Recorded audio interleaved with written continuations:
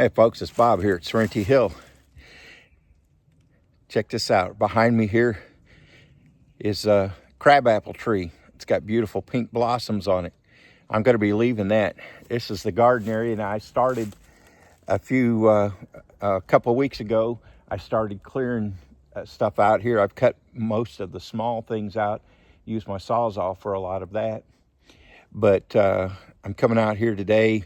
I'm going to start cutting more trees down here, and this is the before, and we'll see how much I can get done, and I'll show you the after.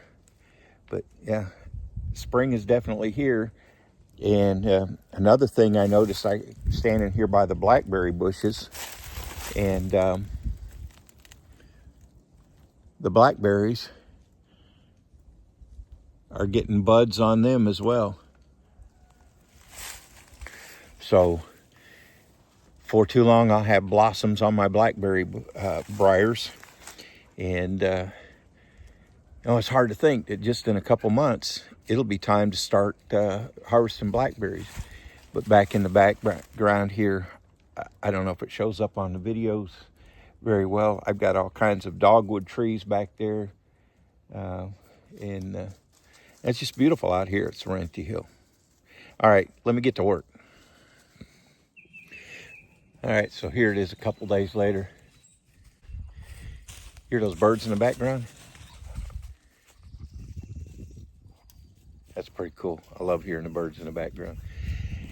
Well, I got quite a few poles out of these trees that I cut down. You see behind me here, that was this area where Leo was walking now. Used to look like out in there. And that's some of the poles that you see. Here's my big old pile of brush that I'm gonna have to use a wood chipper to chip out, make some chips out of for mulch.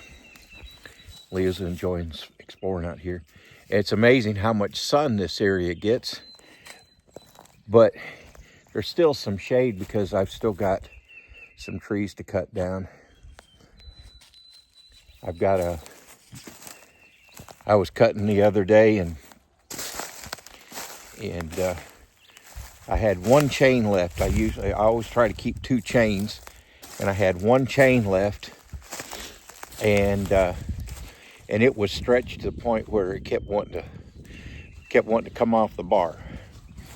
I got this it hurt to do this. I had to cut down several smaller cherry trees, and this is a huge black cherry tree you see that I've got down on the ground here. I got started limbing it, and that's where my chain was falling off. So I'll finish cutting the limbs off it. I'll take this trunk here. It's got a fairly straight section down at the bottom, and I'll cut that into boards, and the rest of it here is kind of curved. Won't really be good for making boards. I'll probably make some bowl blanks out of that. And the branches would be good for making some crafts, and like beautiful black cherry. I mean, this thing's probably at least a 50-foot tall tree. It hurt my heart to cut it down, but I was shading the garden. I've got couple others that I had to cut down. I had to fell these I had two of them that I had to fell between the house and the solar kiln. And I've got them cut into some logs. These logs that you see down there's 3 of them 10-foot long, along with some others that I've got cut. Those 10-foot poles will end up being the post that will support, that will make up the barbecue pavilion I'm going to be building. In the meantime, some may say it's a little late, but I'm finally getting my seedlings started, because my primary thing was I got to have a place to put them. See, I did leave my crabapple tree, But now that I've got some area clear, and then this afternoon or later today, I'll be cutting down the rest of these trees. I'll get that one all cut up, and I'll cut down the rest of these trees. And then tomorrow I'll be going down to Arkansas and picking up some red cedar boards to use for making some raised beds. And this is my seed starting. I'm using my solar kiln. I got to put the plastic back on the back of it. The wind came through and really did a number on it. We had some really, really high winds. But I got some black plastic I got to put on the back of it. I guess I really need to, since I'm using it so much, go ahead and cut to the chase and put some boards on the back of it. But I built myself a little potting bench out of, this took 4 2x4s and 6 cedar fence pickets. So put a little shelf down there for storing stuff, and here's my work surface, and it's a cedar fence picket. It's good for making the top out of. It's not going to be supporting a whole lot of weight, and I've got good bracing under it with the 2x4s. So I'm starting my seeds right now. So far I've got tomatoes, I got some Paul Robeson's, some Dr. Witchy's yellow. I'm trying those because Jess from Roots and Refuge really likes her Dr. Witchy's, and the name sounds cool. Boxcar Willie, which is a red one, and then some striped Romas. Trying some tomatillos because I love salsa verde. And then scarlet runner pole beans, some jalapenos, and gray and golden zucchini. And I've got the other stuff I'm planting today. Some peas, and some snap peas, and watermelon, and some poblano peppers, and green peppers, and some beets and things like that. Also got some flowers that I'm going to be starting in here. Got a couple more seed starting trays. We'll see if that's sufficient. But I'm using my solar kiln as a greenhouse to start my seedlings in. I'll have to keep an eye on it during the daytime when it gets up around 80 degrees or so to open the door so it doesn't get too hot in here. But then it'll hold enough warmth overnight that it'll keep the soil from getting cool and protect my my seedlings. I'm doing something a little interesting here. You know, people a lot of times just spend all kinds of money buying fancy garden gadgets and the like. Well, I needed something to mark my plants, and I have these couple packs of these, sometimes they call craft sticks. I buy them at Menards. They're called quart paint stir sticks. And what they are is basically tongue depressors. And so what I do is I just take a stack of them and I stack up on my bench and take my little Japanese pole saw and cut them at an angle. And that way I get 2 out of each one. And they're real nice. I can write on them and then just real easy to stick down in there. And best of all, they're cheap. A pack of 30 costs $1. So that's pretty cost effective. Well, I was going to use my wheelbarrow to dump out the dirt from my green stalk and put some amendment in it and refill my green stalk. But back in the wintertime, when it was cold out, on one of those 10-degree days, I was splitting firewood and I threw a piece in there and put a hole in it. Well, I don't feel like going out and spending $45-50 for a new wheelbarrow tub. So, in the spirit of use it up, wear it out, make it do or do without, I used some sheet metal screws and a piece of scrap vinyl plank flooring to cover the hole. It ain't pretty,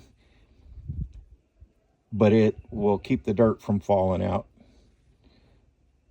And it's cheaper than going out and spending $45 that I need to spend on other things. All right, I got my seed starting trays all full. I got all kinds of fun stuff, as well as flowers for going out in the garden. We got zinnias and marigolds and some sweet pea, and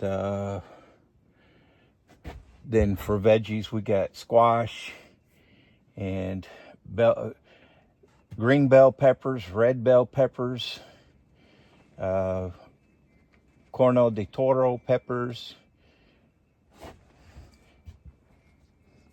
Got some artichokes, got some watermelons, Cherokee purple tomatoes, Blue Lake green beans, sugar snap peas, some wando peas, another green pea, okra, eggplant, we love eggplant, more green beans, and squash, zucchini, jalapenos, some scarlet runner pole beans, and some ancho peppers, tomatillos, and then more tomatoes. So we'll see what we make of it. Now all it's up to is grow. Oh, and a little thing that I do to make life a little easier on me so I don't worry so much is on my little tabs I also write days to germination. So I know, like, these crookneck squash are supposed to germinate in 5 to 10 days. So if I come out here in a couple weeks and nothing's come up, then I'll know I need to worry.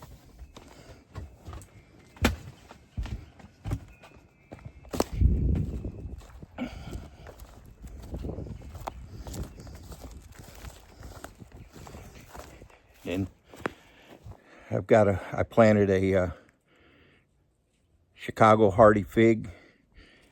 Hopefully it'll make it through. It's about 15 feet away from the front of the house, so hopefully there'll be enough thermal mass from the house to help to shield it from cold, and we don't get the 10-degree stuff, 5 and 10 degree like we had last winter. I took my green stalk apart, took the soil out. I'd kept it moist over the winter. Took the soil out and added a couple bags of composted cow manure, mixed it all up, filled it back up, wet it down as I was putting it back together. And I've got in it, I got the rotating base. It's nice. I got oregano and dill and thyme in the top level. And then I've got, what else have I got?